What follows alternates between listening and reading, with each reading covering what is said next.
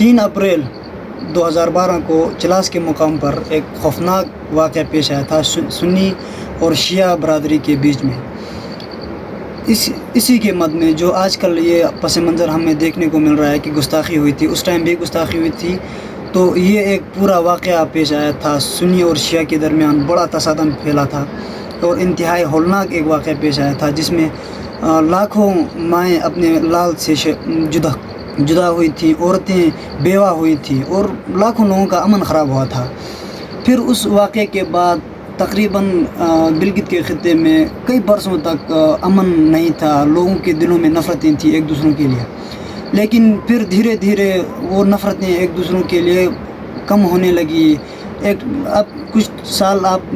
دیکھ لیں 2020-22 میں لوگ اکثر اس واقعے کو بھول چکے تھے، لوگوں کا آپس میں کاروباری لین دین تھا. پھر لوگوں کا دیکھیں پچھلے سال جو اجتماع ہوا تھا چلاس کے مقام پر، کچھ شیعہ حضرات تھے، انہوں نے بھی اس اجتماع میں شرکت کیا تھا. پھر محرم کے دنوں میں جو ہمارے سنی بھائی تھے انہوں نے بھی وہاں شرکت کی تھی. سو ایک دوسروں کا میوچل انڈرسٹینڈنگ تھی، ایک دوسروں کو پاس آنا جانا رہا تھا، تو امن قائم ہوا تھا. اب وہ امن بحال ہوا تھا، بالکل لوگ نیوٹرل ہوئے تھے، بالکل لوگ ایک دوسروں کی طرف مائل ہوئے تھے، بھائی بندی کا ایک رشتہ جو ہم کہہ سکتے ہیں وہ بن گیا تھا. پھر یہ جو اس مد میں دیکھیں، پھر آغا باقر حسن حسینی نے جو سٹیٹمنٹ دی ہے اس کی کوئی تک نہیں بنتی ہے. میں سمجھتا ہوں کہ یہ جو ایک سٹیٹمنٹ اس نے دی ہے، دوبارہ سے وہ آگ بھڑک اٹھی ہے، لاکھوں لوگوں کا امن خراب کر دیا ہے، ہزاروں لوگوں کی زندگیاں خراب کی ہیں، سینکڑوں لوگوں کے کاروبار بند کیے ہیں. پتہ نہیں، لیکن مجھے یہ سمجھ آ رہا ہے کہ یہ جو اس نے سٹیٹمنٹ دی ہے یا ایسے جو سٹیٹمنٹ لوگ دیتے ہیں،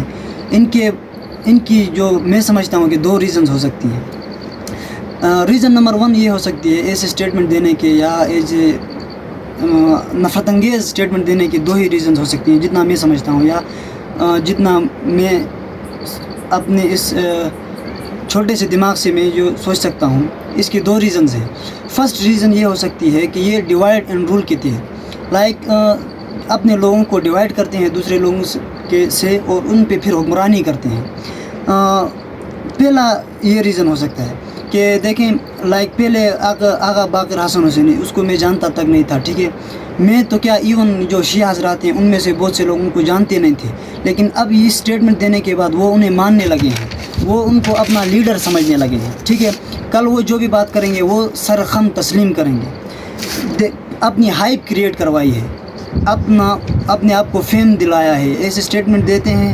جو ہمارے جو نام کے اسکالرز ہوتے ہیں، وہ ایسے سٹیٹمنٹ دیتے ہیں اور اپنی ایک ہائپ کریٹ کرواتے ہیں، سوشل میڈیا پہ اپنا ایک نام بنواتے ہیں، میڈیا پہ اپنا نام ایک سرگرمی جو اپنی ہائپ کریٹ کرواتے ہیں فیم کے لیے. یہ ایک ریزن ہو سکتا ہے کہ لوگوں کی زندگیاں تکلیف میں ڈالتے ہیں اور خود کو یہ فائدہ ہوتا ہے. لیکن دوسرا اس کا جو بیک گراؤنڈ یا اسپیکٹ جو میں سمجھتا ہوں، دوسرا ریزن یہ ہو سکتا ہے کہ یہ فارن ایجنٹس ہوتے ہیں. آلریڈی آپ سب جانتے ہیں کہ ہمارے ملک میں پولیٹیکل کرائسس ہیں، اکانومک کرائسس ہیں، انفلیشن ریٹ 28% سے اوپر ہے، لوگ مارے ہوئے ہیں بجلی کے بلوں کے، مہنگائی پہ اتنی مہنگائی ہے، اتنی پولیٹیکل کرائسس ہیں ہمارے اپنے ہی ملک میں، اپنے ہی لوگوں کے اپنی فوج پہ غیر یقینی ہے. اس دوران کچھ باہر کے ایجنٹس ایسے لوگوں کو اندر اشتعال دیتے ہیں ہمارے ملک کے اندر، تاکہ ایسے واقعات رونما ہوں اور ہمارے ملک میں سپریشن یا اس طرح کا کوئی واقعہ خدا نخواستہ رونما ہو. تو یہ دوسرا ریزن یہ ہو سکتا ہے. اب اس ریزن میں دیکھیں میں آپ کو اب یہ جو اس نے پوری ایک سٹیٹمنٹ دی ہے اور کتنے لوگوں کی زندگیاں اس نے داؤ پہ لگائی ہیں. اب میں سمجھتا ہوں کہ جتنے بھی شیعہ کمیونٹیز ہیں، شیعہ آرگنائزیشنز ہیں، شیعہ کنٹریز ہیں، شیعہ اسٹیٹس ہیں، وہ اس کو بالکل فنڈنگ کریں گے. اس کو بہت سے ڈالر اس کو امپورٹ ہوں گے، اس کی طرف آئیں گے، اس کو بھیجیں گے، وہ صرف اس مد میں کہ یہ ہمارے عقیدے کو سپورٹ کرتا ہے، اس نے یہ سٹیٹمنٹ دی ہے. اس کو تو اتنے ڈالرز امپورٹ ہوں گے، لیکن یہ جو غریب مر رہے ہیں، غریبوں کا نقصان ہو رہا ہے، یہ جو مڈل کلاس لوگوں کا نقصان ہو رہا ہے، اس کا کیا ہوگا؟ میں آپ کو یہ جو میرے اہل تشیع بھائی ہیں یا جن کا ایسی چیزوں سے کوئی لینا دینا نہیں ہوتا یا ایسے لوگ جو انوالو ہوتے ہیں، میں ان کو ایک سمپل اگزامپل دیتا ہوں. اگر میں انڈین مسلم ہوتا، اگر میں انڈین مسلم ہوتا اور میں بڑا ہوتا، مطلب جو ہی with the passage of time میں جوان ہوتا اور مجھے پتہ چلتا کہ ایز وی مسلم انڈیا میں مائنارٹی میں ہیں، اقلیت ہیں، ہماری اتنی کوئی حیثیت نہیں ہے جتنی ہندوؤں کی ہے، ہندوؤں کا وہاں گورنمنٹ ہندوؤں کی ہے، تو ہم مائنارٹی میں ہوتے ہیں، تو اب مجھے پتہ چلے گا with the passage of time کہ بھائی جو گائے ہے وہ ہندوؤں کی ایک معتبر ہے، وہ ان کو اپنا بھگوان مانتے ہیں، ان کی پوجا کرتے ہیں، تو بھائی مجھے کیا چاہیے کہ میں اس گائے کو برا بھلا کروں؟ میں پاگل ہوں؟ اگر میں یہ خود کروں گا تو میں غلط کروں گا، اگر کوئی اور میرے ساتھ کرتا ہے یا میرے ارد گرد کوئی کرتا ہے تو میں اس بات کو کنڈیم کروں گا بھائی کہ تم کیوں کرتے ہو۔ یا اگر کوئی میرا پولیٹیکل لیڈر ہو یا ریلیجیس کوئی اسکالر ہو وہ ایسا کرے گا تو میں اس کو کہوں گا کہ بھائی یہ بالکل غلط ہے، ٹھیک ہے ہم گائے کو سچ کچھ مانتے نہیں ہے، صرف ایک جانور ہے، لیکن ہندو کے لیے یہ ایک بھگوان کا روپ ہے، وہ اس کی پوجا کرتے ہیں، تو ہمیں نہیں چاہیے کہ ہم ایسے متنازع بیانات دیں گائے کے بارے میں، ان کو جو کرنا ہے کرنے دیں۔ اب ہم حضرت معاویہ رضی اللہ تعالیٰ عنہ کی رسپیکٹ کرتے ہیں، ہم ان کو ایک صحابہ کا درجہ دیتے ہیں۔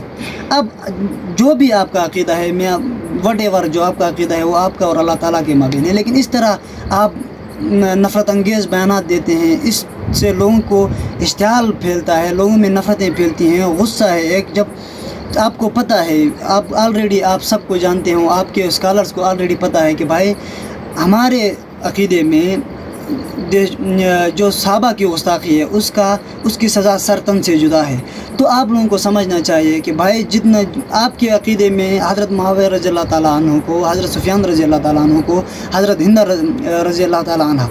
ان کا جو بھی مقام ہے بس وہ ہے نا، آپ کیوں لوگوں کو اپنے آئیڈیاز کو پبلش کرتے ہیں یا اس طرح پبلک ٹاکس میں اس طرح باتیں کرتے ہیں، صرف اسی وجہ سے کہ آپ لوگوں کو نفرتیں پھیلانی ہوتی ہیں۔ تو خدا را جو ان کے بلیورز ہیں، میں ان کو یہی کہتا ہوں کہ یار صرف اپنے ان جو اسکالرز ہیں جو ان باتوں پہ ٹماٹر بیچتے ہیں، لائک اپنا ایک نیریٹو بناتے ہیں، اپنا نیریٹو بلڈ کرتے ہیں، اور آپ لوگ آنکھوں پہ اپنی پٹی باندھ کے ان کے پیچھے چلے جاتے ہیں، تو اس طرح آپ لوگوں کو سوچنا چاہیے، بالکل ایسے لوگوں کو بائیکاٹ کریں۔ اگر ایسے اسکالرز جو نام نہاد اسکالرز ہوتے ہیں یا فارم کوئی ایجنٹس ہوتے ہیں، وہ ہمارے مہام بھی ہوتے ہیں جو اشتعال پھیلاتے ہیں یا یہ فرقہ واریت کی جو آگ ہے اس کو پروان چڑھاتے ہیں، تو ہمیں بھی اور آپ کو بھی ایسے لوگوں کا، ایسے ایجنٹس کا، ایسے فارن ایجنٹس کا یا اپنے ایسے اسکالرز کا بالکل بائیکاٹ کرنا چاہیے۔ یہ میری ایک ناقص رائے تھی اور آپ سب کو اس پہ عمل کرنا چاہیے۔